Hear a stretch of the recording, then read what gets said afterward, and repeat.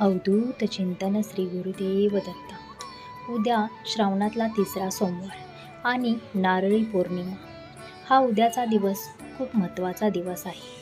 उद्याच्या दिवशी श्रावणातल्या सोमवारी भगवान शंकर आणि माता पार्वती यांची एकत्रित पूजा करावी.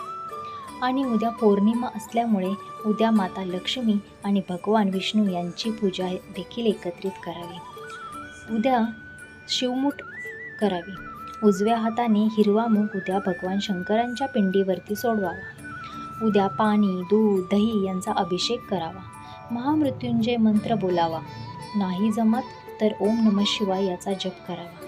आणि पिंडीला भस्म लावावे. बेलपत्र, पांढरे तांदूळ, काळे तीळ अर्पण करावेत. उद्या निरसं दूध शंकराच्या पिंडीवरती अर्पण करावे. काळे तीळ अर्पण केल्यावरती पितृदोष जातो. काळे तीळ अर्पण केल्याने सगळे दोष निघून जातात. आणि पांढरे तीळ अर्पण केल्याने माता लक्ष्मीची कृपा आपल्यावर होत असते. असा उपाय नक्कीच फायद्याचा होतो.